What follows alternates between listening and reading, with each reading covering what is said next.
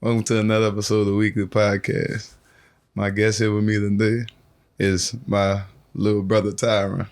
He actually goes to UL right now, graduate next year, and we're gonna talk about his college life and my college life.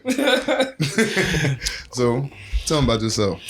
Like you said, man, my name is Tyren. A lot of people call me Boogie. I was born here in New Orleans, Louisiana, straight out the East. I went to middle school with Fancy Williams, but ended up getting kicked out and whatnot, just being a bad kid. And then that's when my mom kind of I technically didn't get kicked out. She just took me out because they didn't want to teach me no more. So I technically did get kicked out. So your behavior was that bad to where they didn't want to teach you? Yeah, it was bad. It was bad.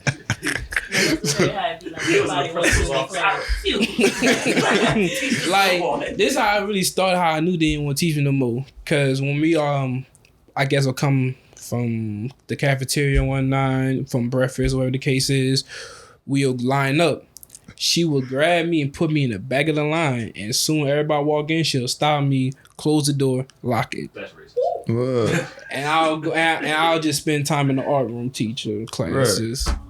So why you think you was that bad growing up? Man, you couldn't tell me nothing. Yeah. Like, you really couldn't tell me anything. You had to be my people, for real.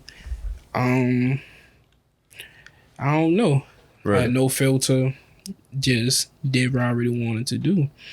I had sense and whatnot, but I think what really caused me to do a lot of stuff, me having ADHD, I had a lot of impulsive decisions, just doing stuff. Wherever came to mind, it's like, I'm going to just do it. Right. And I didn't really care,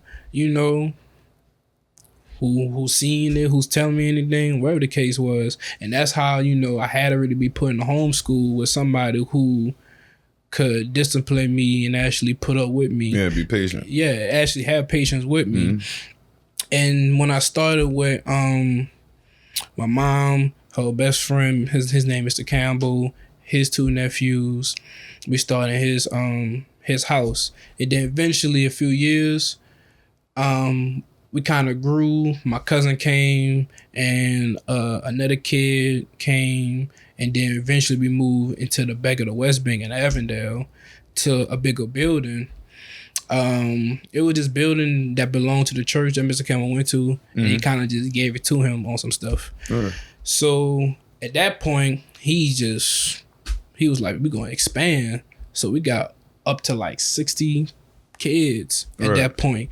And then that's when he kind of started charging people, and then it became a private school. Right. Because, a lot of kids, he just built up the business. Because at first, he just started just teaching us, but then my mom and him was like, we can really make this a business and whatnot, because they had like other adults, like his son and other people that belong to his church that was like, we could teach different subjects and whatnot. Like Mr. Campbell he taught like math and stuff. My mom taught science. His son taught music.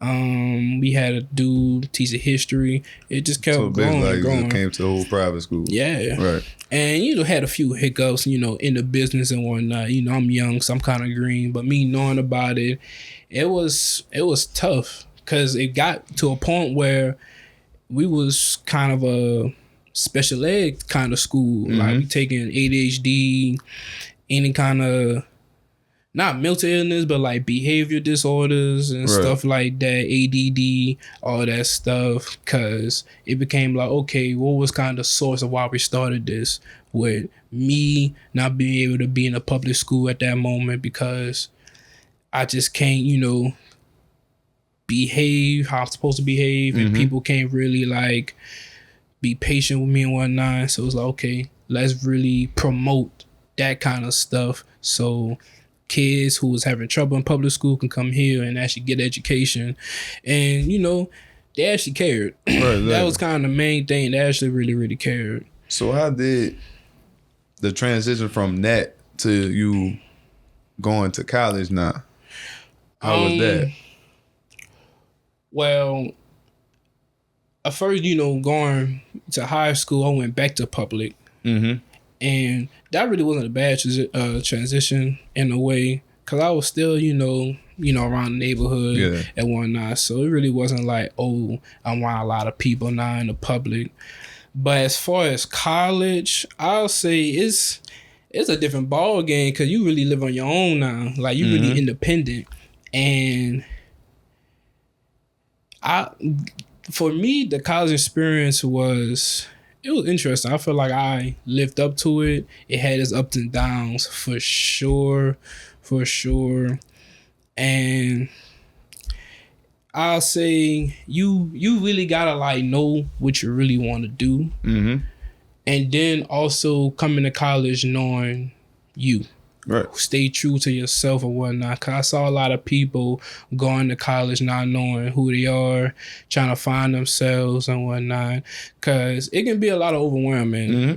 This is your first time having some kind of freedom if you chose the college route. Right. Cause you do the workforce, so you go to military, and that's just a different route of adulthood. But college is like, okay, you still young, but you tasting some freedom. Yeah. And depending on what college you go to public college, you can get into a lot of, interesting things. College life. Yeah. Like my freshman year, I think my freshman year went how anybody freshman year went, just having fun, goofing off, not really taking things serious as far. But I'll say life for me of college, like hit. So it's like, okay, I'm really an adult now. Right. Like my sophomore year. Because I started kind of paying stuff on my own. I had an apartment, really was paying the apartment and whatnot. Different things in life just really started hitting due to the fact that I was living on my own and whatnot. But it was still good, because college is what you make of it. Exactly. Like, you can literally be that person who just go to class and then go back to your room, and that's it. And it's like, you didn't really live the college life that you wanted to, because it's so much that comes with college. Because I could say with me, when I went to school, I went to UNO, but I only did one semester there. Just one? Just one. Because I already didn't want to go. I knew that I didn't want to go, but I only went because my parents wanted me to go. Right. And with that mindset, you ain't going to give it your best. Because I'm like, what am I here for? And then it's like, I'm wasting my time because I don't want to do this. And then what I knew I wanted to do in my life, I knew I possibly didn't need school to do that. So that's why I was like, I'm wasting my time. Dog, you saying that, you gotta understand, college is the biggest scam ever. Yeah, for sure. It truly is the biggest scam. That's why people who like going to college, I always tell them, like, know what you really want to do. Yeah, if you don't, because you put a lot of money. Like, you paying tuition, which that could be over 10 bands. Then you got, if you're a freshman, or not even a freshman, you live in the dorms, you gotta pay for the meal plan. The meal plan, that's a few bands its own self. Right. Then you get deeper. Okay, let's say you're in the classroom, you gotta pay for books. Books be going these days $60 to $100, a little more than 100. And then the thing that irks me so bad about college is you paying for homework. Some classes you paying to do homework. What do you mean you paying to do homework? Dog, you are paying to do homework. $200 for the registration code. Yes. To the website. Yes. Gotta pay $675 for the book, bro. Come on now. Yes. You can't get away with it. Some teachers make their own little homework package that you gotta buy from the bookstore too to go with the book. Come on now. No. And then if you gotta go to the bookstore, you gotta pay for proctor. You gotta pay for proctor. Introns if you was doing tests. Yes. All that. And then if you gotta go to the bookstore to get something, you better hope that it don't run out. Because sometimes, I don't know how other colleges, but for UL, they be like backed up with the orders and stuff. They be so backed up. I just had a physics class last semester. I heard about all my books, but they had people who was like nervous and stuff because it was running out. It eventually got out of stock, and it took like a week or two for it to like come back with new notebooks and all that stuff. Right. And the only way why we wasn't tripping because the teacher, you know, he was cool about it. He was like, just write it on a piece of paper and turn it in. Because the way how his class was set up, we had notebooks where we had to like write our stuff and material in. And if we have to turn stuff in, it'd be random, but it has to be in the book. Right. We can't just do it on a regular sheet. Some people didn't have the book because the bookstore didn't have them. See, with us, in the accounting department, pretty much all our professors gave us like a month before they actually started like real work. It took like 2 to 3 weeks before we actually even started doing it because they was just waiting for everybody to get their book. The crazy thing is, I don't even remember nothing about college and school. Shit, boy, you all had a 2-story bookstore. Come on now. Yes. Like, The bottom is all merch. Second floor, straight textbooks. First week of school, be packed. right. Be all the way up the steps, everything like for real. Like, It's a scam. Then they have a textbook resale place around the corner. Yep. Right. In business 24/7, a whole warehouse full of textbooks that they sell for cheaper than the bookstore. I know it'd Then be you can popular. sell your books to them when you finish school. And You know what's crazy? Probably get nothing for I know them. exactly what you're talking Flip about. I don't know. It's closed at one point. I know you're talking It was a about. yellow building. Yeah, it Brown was closed at parking lot, one point.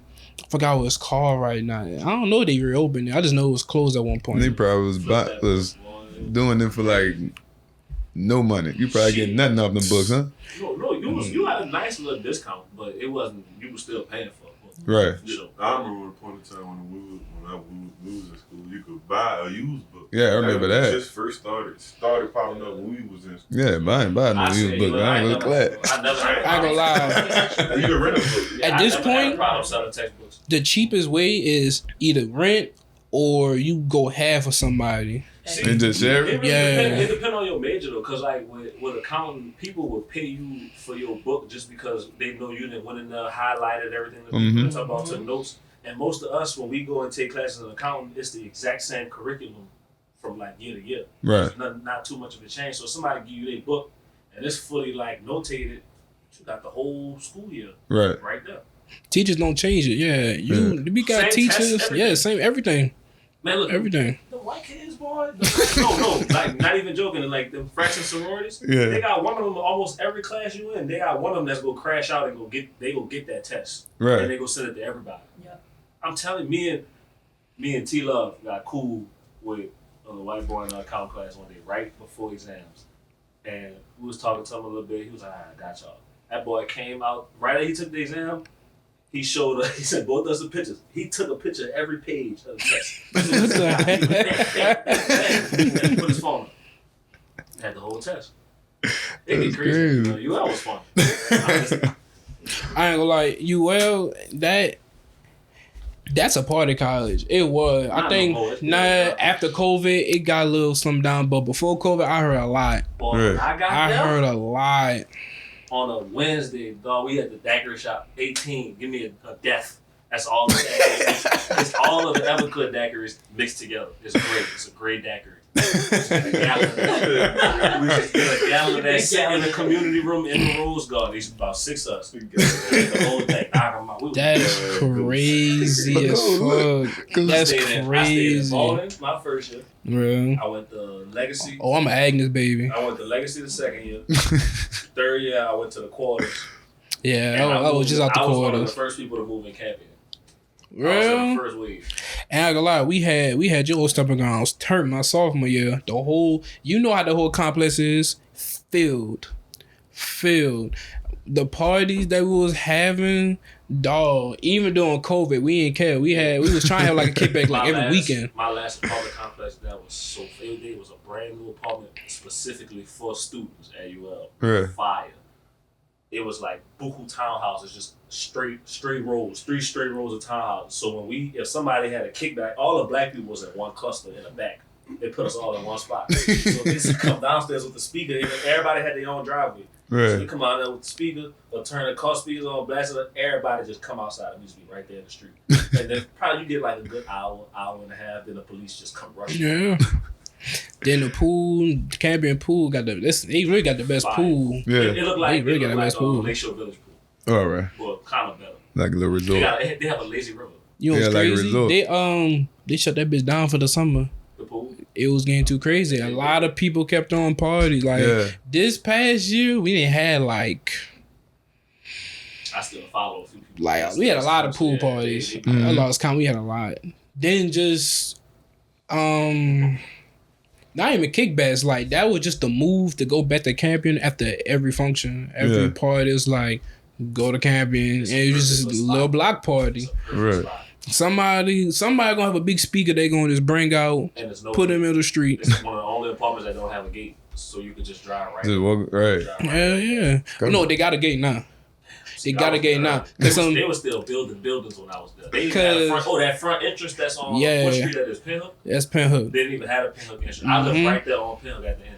The reason why they did that is because it was getting hectic. A lot of people was just flooding, going because the first time I was going when they didn't have the gates, bro, people was like holding up traffic. It was that bad. People holding up traffic. Hella people just walking, getting in there. People were driving, getting in there, blocking the shit. It was getting bad. It's only one street. At first, it was only one street that you could enter from. It's a side street. You gotta go all the way down the side street, and there's one entrance and one exit right there.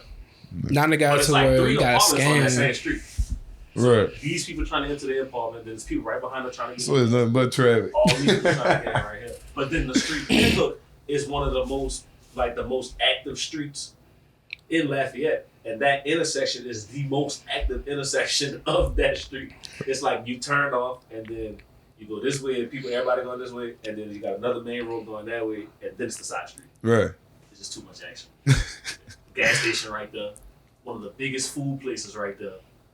It's too much stuff. It was hard to really like stay focused. Bro, that was amazing. It was really hard. It was racist as hell. It was hard. It was fun. I went to a fair place one time. Only parts I went to was at UNO, Loyola, Tulane, all the New Orleans colleges. The only parts I go to. I ain't never go like LSU, Southern. I ain't never go out there. The years I was at we was the destination. Like when I was there, we was the destination. Like people was waiting for our homecoming date to get announced. We had homecoming with some other school one year, and like nobody went to it. I think it was like Southeastern. Yeah. Nobody went to it. They all came to Lafayette. Right. Like Lafayette, it was a point dog, but I was in heaven. It's kind of like Southern's homecoming. Like everybody goes to Southern's homecoming. Yeah. I ain't never go there. It was homecoming night when I went to the fair. It's a light skinned homecoming. Yeah, light skinned homecoming. I started Lafayette. You knew but now the way it's like now it's like a real life college tour because LSU and UL homecoming be right by each other. Then Southern be right by each other. Yeah, but it being a trip. Used to get in the call me, Anthony, and Aaron. And then, depending on how far you want to travel, you can really like go on a college tour. PV, Morehouse. You can go a lot all over. Yeah, distance. Yeah, we did that one year. It was probably like 2 years ago where we were just going homecomings. First I was with Hammond. He's in the Hammond. And that wasn't for no homecoming. I was just robbing my partner to bring some work back. But I say, bro, kids used to be crazy. When you was in LSU, I think I had my latest times in Baton Rouge. Yeah. It's just something about LSU just they some you don't go there for school for real. I used to call Justin. You don't. I never go there. I never went to Tigerland. I stayed out of there. I stayed out of Tigerland. No. I went to LSU Bama homecoming. That was my freshman year. I thought we had the thing. I thought we had the ones in Lafayette. LSU. Yeah. It's a different It's really like that. Cause they come from all over. They come from all over. Lafayette gonna get the best of Louisiana. Right. It's gonna be top notch Creole girls.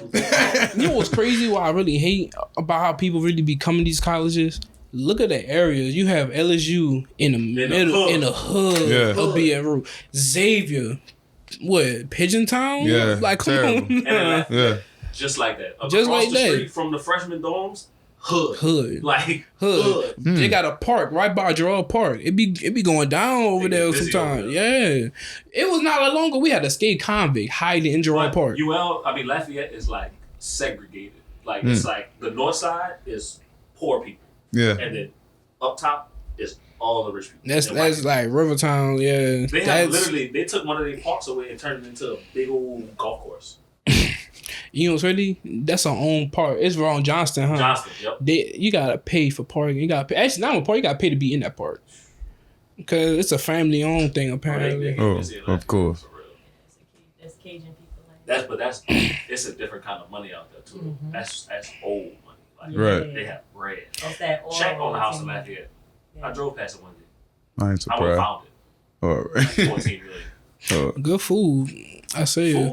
Good food. They definitely be trying to fight with you like, oh, I swear to God, the world is food not better than Lafayette food. Everything they make in gravy with rice. Yeah. Now I say this. Do that because rice belongs with everything. No, it Rice does and not. That's all they eat is rice and meat. Rice does not. Like, look, and this rice man here. Look, both of them, bruh. No, rice. This girl really would just cook rice and eat rice. I mean, For real? Rice every day. Yes. Nah. Like with nothing on it. Nah. Every day. I mean, Like with nothing on you don't it. have to eat rice every day. so wait. Is it like a side or you No. just straight rice? Use it as a side No. with everything. She don't add nothing It's to a it. must Like no that you- butter, no salt, no nothing, just rice. Oh, that's crazy. You put butter. Eat the butter. Butter? Rice. She eat just rice. Like, no black pepper? All right, No. let's get back to that. We're filming an episode. But what about networking in college? How you feel about that? Network in college probably. I honestly feel like your biggest place to network is college. That's the point of it. Yeah, that's really literally the point of college. Yeah, that's a good place to be too. Right. And that's why, that's really a part of the college experience. Like, just go and do stuff. Like me, I joined NAACP, right? I networked through that. Just being outgoing, talking to different people and whatnot, understanding people's fields and whatnot. As far as my field, kinesiology, I may do accounting, know somebody in accounting, know somebody in athletics, cause I was I was doing it what it's called. I can't, cause they always keep changing the name. Student, it's kind of like a student athletic trainer. Yeah. Cause that's kind of why I wanted to be an athletic trainer, but then I kind of switched to a physical therapist. But then now massage. Right. It just kept switching up for me. You But following your brother's footsteps. honestly, but me basically just doing all that stuff and just kind of knowing different people, it helps me understand how important networking is, especially in college and whatnot. Cause you just don't know who you gonna know, Right. who you may need in the future. And then what field? Yeah. I strongly believe that you can't go far and grow on your own. Like somewhere down the line, you know, you may need help from this person. You may need motivation from this person. You just don't know. I just feel like every successful person didn't do it on their own. Right. And it all starts with networking, honestly. Yeah, everything about who you know. Because I know my networking came from basketball. Yeah. Just from me playing just about everywhere I went. Like I played in Atlanta, Houston. I played in New Orleans. I played AAU. So it's like, that's where I learned everybody. Yeah, Texas too, and Georgia. But that's how I gained my networks, and then I still keep in contact with everybody who I played ball with in all them different states. Right. I think networking also helped me kind of understand different things that I probably enjoy and like. Like me networking, I found out I like tennis. I actually enjoy playing tennis, for real. I ended up taking a tennis class that somebody was like, hey, you should play tennis. You take this class, you know, it helps you get 2 extra credits. I'm looking like, oh, just an easy A. Right, exactly. But me just doing, I'm like, you know what? I actually enjoy this sport. It's a tiring sport for sure. Yeah, it's a lot of work. But it's just different stuff like that. I enjoy that. It helped me networking, helped me get in the gym a lot more, kind of just being with some of my partners, kind of where they do stuff, really just being around a lot of like-minded people. Right. Me networking helped me get into the stocks. I never knew that Different avenues in your life. Yeah, I never knew One of my partners, he kind of really taught me to really have multiple incomes. Yeah. As like, really do different stuff. Don't stop with just one thing. And that's kind of how I'm going to do my degree. Like my degree is just going to be like a fallback plan for me. Right. As far as I can get some money doing this, but I also want to do this and that, dibble and dab in the stocks, real estate. This is a lot of different stuff that I kind of been doing.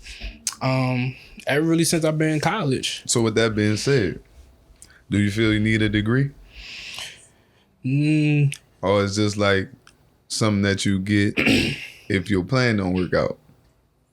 I'll say depending on what you want to do, career wise, you would need a degree. As far as like let's say you want to be a doctor or something, you would need it. But as far as do you need it, nah. In my opinion, I feel there's a lot of successful people without degrees. Yeah. Maybe a lot more than with degrees and whatnot. I know a lot of people who get money with just associate, a license, and so I really feel like whatever you feel is right for you, go ahead and do it. You feel the military is right, go for it. If you feel if the workforce is good, if you feel college, kind of, whatever makes you happy and what you feel you can do. Me, I wouldn't say my people not forced me to go to college. It was kind of like it was drilled into me. But me understanding what I want to do in life, a degree would help. Yeah, right.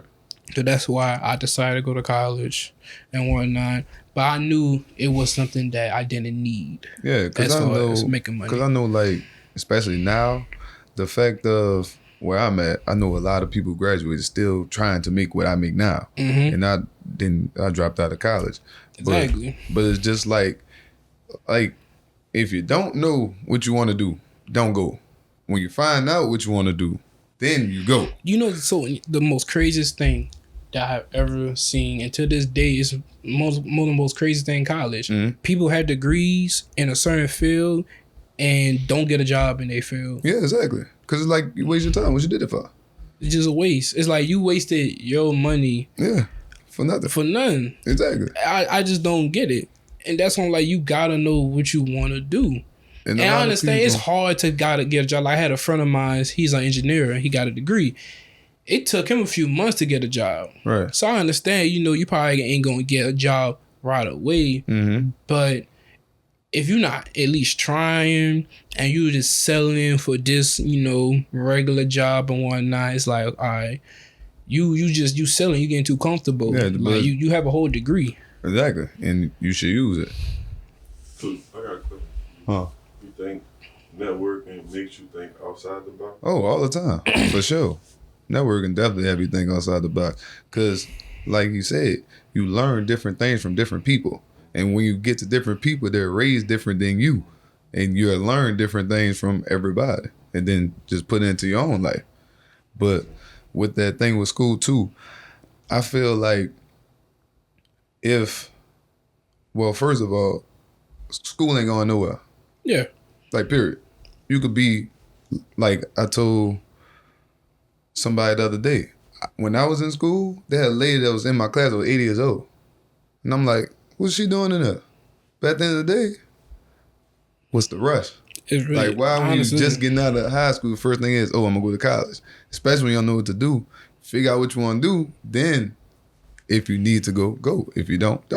Exactly. Then on top of that,